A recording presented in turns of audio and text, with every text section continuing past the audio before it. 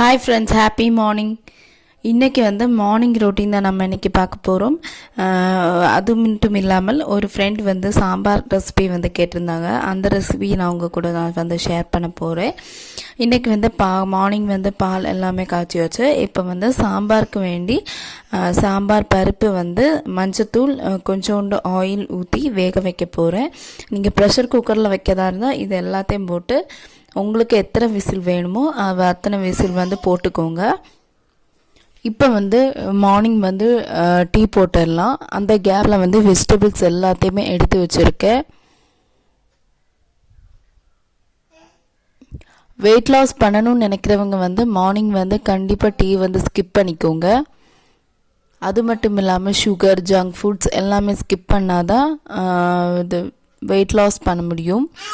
அதுக்கப்புறமா இப்போ vegetables cut பண்ணிடலாம். டீ போட்டாச்சு.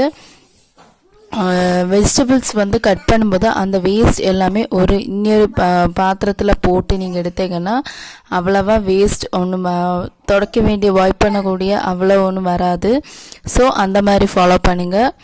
இப்போ சாம்பாருக்கு என்னெல்லாம் வெஜிடபிள்ஸ்ன்னு பார்த்தீங்கன்னா புடலங்காய், வெள்ளரிக்காய், கத்திரிக்காய், சீனவரைக்காய், பூசணிக்காய், வெண்டைக்காய், தக்காளி. ஃபஸ்ட்டு ரெண்டு பார்ட்டாக பிரிக்கணும். வெள்ளரிக்காய், புடலங்காய், பூசணிக்காய், முருங்கைக்காய், சீனவரைக்காய் எல்லாமே நம்ம மிக்ஸ் பண்ணி போட்டுக்கணும். அதுக்கப்புறமா லாஸ்ட்டு கொதிச்சதுக்கப்புறம் லாஸ்ட்டு 10 மினிட்ஸுக்கு முன்னாடி நம்ம என்னெல்லாம் போடணும் அப்படின்னா வெண்டைக்காய், தக்காளி, அதுக்கப்புறமா கத்திரிக்காய் கட் பண்ணி தண்ணியில் போட்டுக்கோங்க.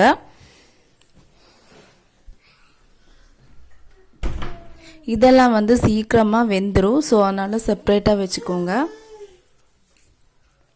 அதுக்கப்புறமா சின்ன வெங்காயம், அதுக்கப்புறமா ஒரு பாத்திரத்தில் தண்ணி ஊற்றிட்டு வெஜிடபிள்ஸ் எல்லாம் வேக போட்டுடலாம். அது கூடவே சின்ன வெங்காயம் போட்டு லைட்டாக உப்பு போட்டு வேக வச்சுக்கோங்க.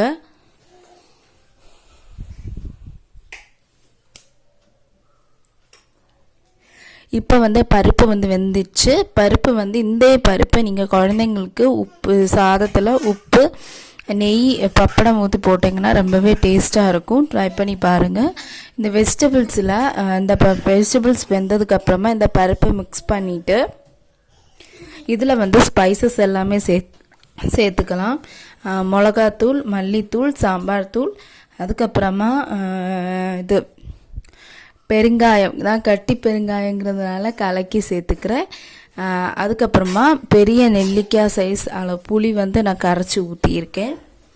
அதுக்கப்புறமா தேவையான அளவு உப்பு, அதுக்கப்புறமா கொஞ்சோண்டு தண்ணி கூட ஊற்றிக்கோங்க. அது நல்லா கொதித்து வரும்போது கரெக்டாகும். இப்போ எல்லாம் செக் பண்ணியாச்சு. இப்போ காரத்தூள் கம்மியாக இருக்குது. நீங்கள் காஷ்மீரி மிளகாத்தூளும் கலருக்கு சேர்த்துக்கலாம், நல்லாயிருக்கும்.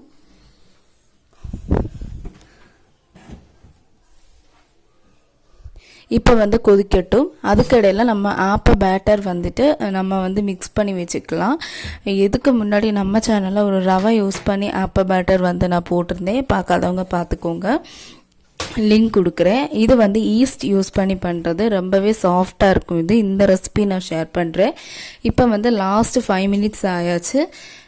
இதில் மீதி எல்லாம் கட் பண்ணது எல்லாத்தையும் சேர்த்துட்டு மல்லியலையும் தூவிட்டு அப்படியே லிட் போட்டு மூடி 5 மினிட்ஸ் வச்சுடுங்க. இப்போ பக்கத்தில் இருக்க எல்லாத்தையும் இந்த கேப்பில் க்ளீன் பண்ணிடுங்க. அப்போ அவ்வளவு வேலை வராது. இப்போ டீ குடிச்சிட்டு வீடியோ கண்டினியூ பண்ணுறேன். இப்போ சாம்பார் 5 மினிட்ஸ் ஆயிடுச்சு. இதில் கொத்தமல்லி தூவிட்டு அப்படியே லிட் போட்டு மூடிடுங்க. மிக்ஸ் பண்ணிட வேண்டாம். இதுக்கு ஒரு தாளிப்பு ரெடி பண்ணணும். கொஞ்சோண்டு கோகோனட் ஆயில் ஊற்றிட்டு கடுகு, வத்தல் மிளகாய், கறிவேப்பிலை போட்டுட்டு நல்லா கறிவேப்பிலை போட்டுட்டு அதுக்கு மேலாடி தூவிட்டு மிக்ஸ் பண்ணிடாதீங்க. சர்வ் பண்ணும்போது மிக்ஸ் பண்ணுங்கள். அப்போ தான் அதோட ஃப்ளேவர் எல்லாமே இறங்கும். இந்த சாம்பார் நீங்கள் கண்டிப்பாக ட்ரை பண்ணி பாருங்கள், ரொம்பவே டேஸ்ட்டாக இருக்கும். இப்போ சாம்பார் ரெடி ஆயாச்சு. அதுக்கப்புறமா இப்போ பிரேக்ஃபாஸ்ட் வித் ஆப்பம் சுட்டு எடுத்துடலாம். இப்போ இந்த ஈஸ்ட் யூஸ் பண்ணி பண்ணக்கூடியது ரொம்பவே சாஃப்ட் அண்ட் டேஸ்டியாக இருந்துச்சு. இந்த ரெசிபியை நான் ஷேர் பண்ணுறேன். நீங்கள் கண்டிப்பாக இந்த 2 ரெசிபியும் ட்ரை பண்ணி பாருங்கள்.